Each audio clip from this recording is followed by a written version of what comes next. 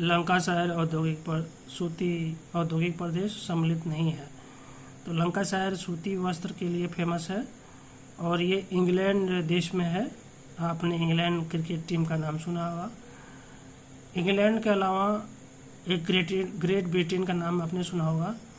तो great Britain में 4 देश आते हैं, स्वयं इंग्लैंड, फिर उसके अलावा स्कॉटलैंड, वेल्स, उत्तरी आयरलैंड, ये चारों देश मिलकर ग्रेट ब्रिटेन बनाते हैं। जब ओलंपिक खेलों में भाग लेना होता है तो ग्रेट ब्रिटेन के नाम से ये देश भाग लेते हैं, लेकिन इसको अंग्रेजी में यूके कहते हैं, यूनाइटेड किंगडम। ठीक है ना विद्यार्थियों।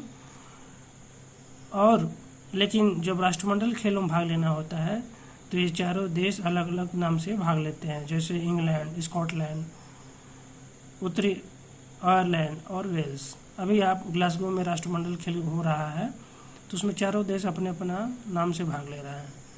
जब क्रिकेट टीम होता है तो इंग्लैंड अपने देश इंग्लैंड से नाम से भेजा जाता है, लेकिन जब ओलंपिक होता है तो उसमें यूके यानी यूनाइटेड किंगडम यानी ग्रेट ब्रिटेन भाग लेता है।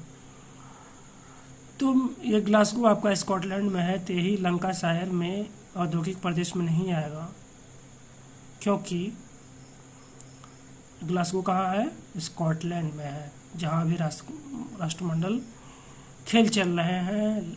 और लंकाशायर कहाँ है? ये इंग्लैंड में है। तो ये लंकाशायर अपने सूती वस्त्रों के लिए विश्व में प्रसिद्ध है। तो लंकाशायर के अंतर्गत बोल्टन, बरी और ओल्डहम आ जाएंगे। ये तीनों औद्योगिक केंद्र, सूती औद्योगिक केंद्र इंग्लैंड में अवस्थित हैं विद्यार्थियों। अब चलते हैं अगले प्रश्न की तरफ। हिमालय की प्रमुख पर्वत चोटियों का पश्चिम से पूरब की ओर सही क्रम क्या है? तो सबसे पश्चिम आएगा माउंट एवरेस्ट, उसके बाद मकालू, फिर कंचनजंगा, फिर नामचा बरवा। सबसे पूरब में नामचा बरवा है जो अरुणाचल प्रदेश में पड़ता है, और माउंट एवरेस्ट नेपाल और चीन की सीमा पर है। 80 का सी हो जाएगा। ये सारे प्रश्न आपको अगले भी एग्जाम में पूछे जाएंगे, कोई भी एग्जाम आप दे रहे हो। अगला प्रश्न है, रीटर द्वारा लिखित ऑड कुंडे में भूगोल है।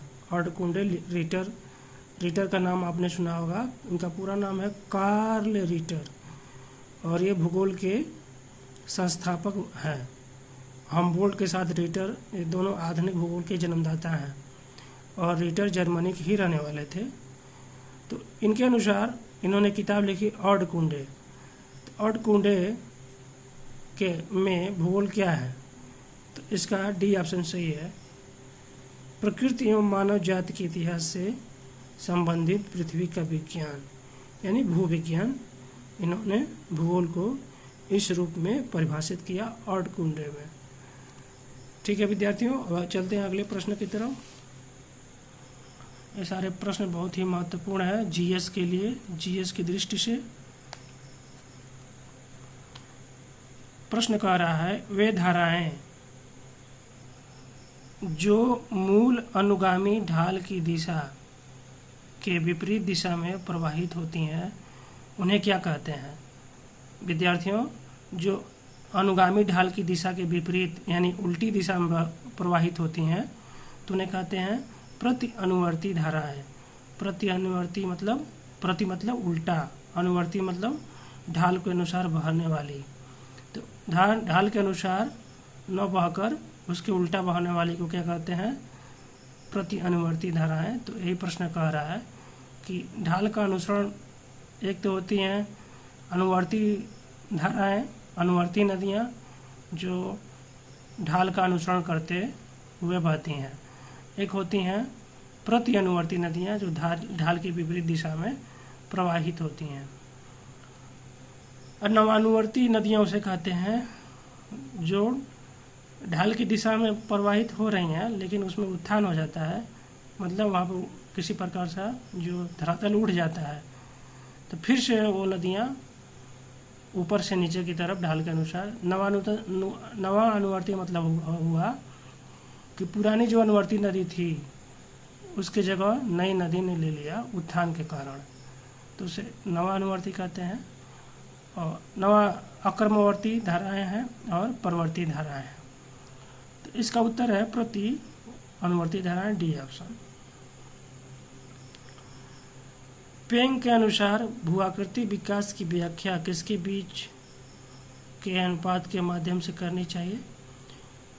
ये अल्बर्ट पेंग जो जर्मनी के रहने वाले थे, और इन्होंने विलियम मॉरिस डेविस जो अमेरिका के थे, उनके विपरीत भूआकृतियों के विकास का सिद्धांत दिया था। जहाँ डेविस का मानना था कि भूआकृतियों का विकास समय के अनुसार होता है, वहीं पेंग कहते हैं कि भूआकृतियों का विकास पटल विरूपण प्रक्रियाओं और अपरदन का परिणाम होता है। B option. डेविस ने कहा था कि स्थल रूप समय, संरचना और प्रक्रम का प्रतिफल होते हैं।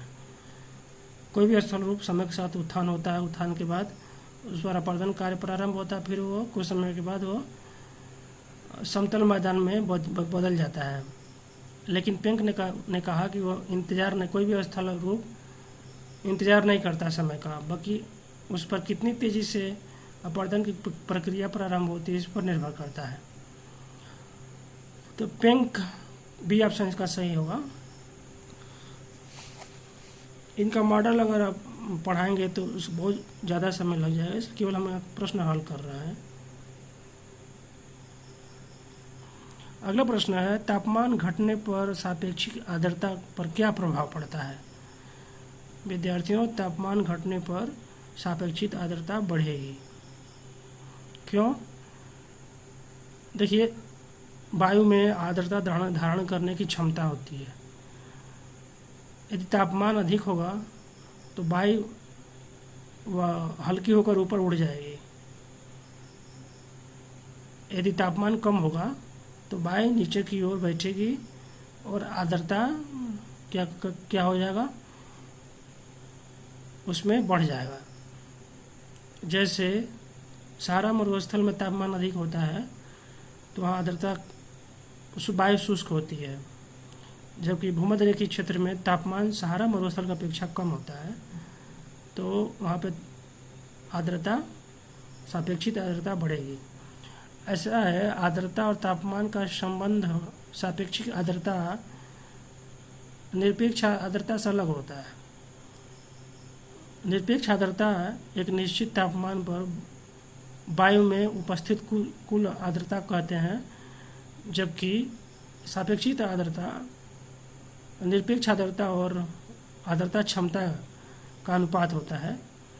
तो इसकी यहाँ पर यही समझ लेना है कि तापमान घटने पर सापेक्षिक आर्द्रता बढ़ती है। बी ऑप्शन सही है।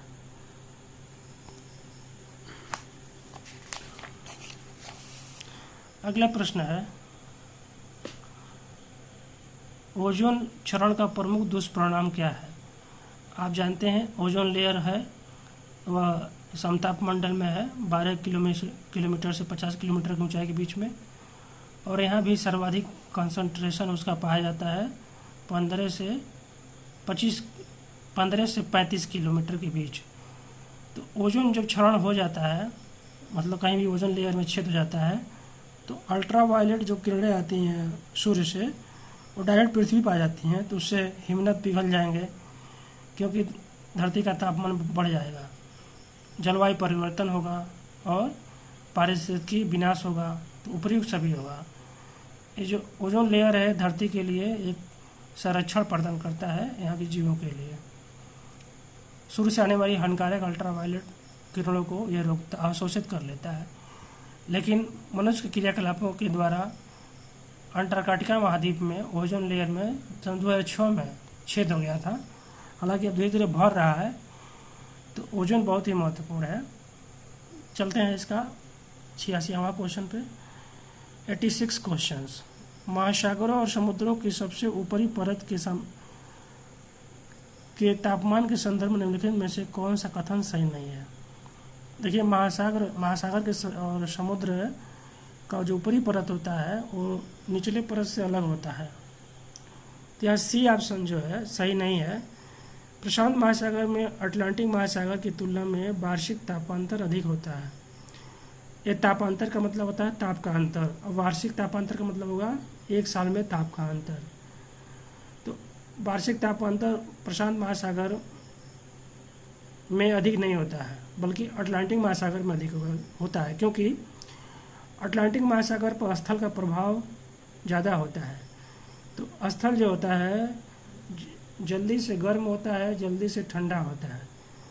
और अटलांटिक महासागर यह सागर का है और वह प्रशांत महासागर से काफ़ी पतला है।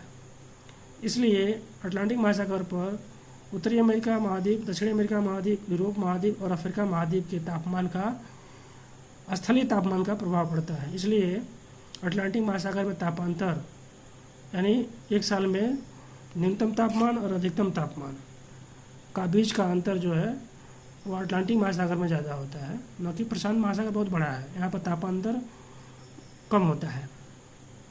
तो सी ऑप्शन जो है वो सही नहीं है। अगला प्रश्न देखते हैं। नगरीय उपांत के संबंध में दिए गए कथनों के आधार पर नीचे दिए गए कोटों से सही उत्तर का चयन करें। नगरीय उपांत आप जानते ही हैं, नगर के चारों ओर स्थित क्षेत्र। टी.एल. स्मिथ 1937 ने सर्वप्रथम नगरीय उपांत शब्द का प्रयोग किया, बिल्कुल सही है। कोटज और फ्लेचर ने उपांत एवं उपनगर में अंतर स्थापित किया था, मतलब उपांत और उपनगर में अंतर होता है, तो इसको कोटज और फ्लेचर ने अंतर बताया था। दोनों कथन सही हैं, सी ऑप्शन इसका सही है। निम्नलिखित में से कौन सा जल विद्युत संयंत्र तमिलनाडु में स्थित है? तो भवानी सागर जो है वह तमिलनाडु में स्थित है। अब बगलियार कहाँ है? अब बगलियार आपका है जम्मू एंड कश्मीर। 89 कह रहा है किसी बिंदु आकृति को एकल XY निर्देशांक के जोड़े द्वारा प्रदर्शित किया जाता है, बिल्कुल सही है। XY निर्देश कोऑर्डिनेट आप पढ़े हैं ग्राफ पेपर पर, तो किसी बिंदु आकृति को हम XY निर्देशांक द्वारा प्रदर्शित करते हैं। अब दूसरा कथन है क्षेत्रीय आकृतियों को प्रदर्शित करने के लिए वेक्टर संरचना में कई प्रणालियाँ प्रयोग की जाती हैं। वेक्टर संरचना आप समझ रहे हैं ना, वो GIS आप पढ़े होंगे, तो उसमें रास्टर और वेक्टर दो मॉडल होते हैं। तो वेक्टर लीनियर डेटा है, लाइन में प्रदर्शित करता है डेटा को XY के अनुसार। तो एक दो दोनों सही हैं, यहाँ पे दोनों कथन सही है, सी ऑप्शन सही है। चलिए विद्यार्थियों, कुछ और प्रश्न हैं जो नेक्स्ट वीडियो में हल करेंगे। तब तक के लिए जय हिंद।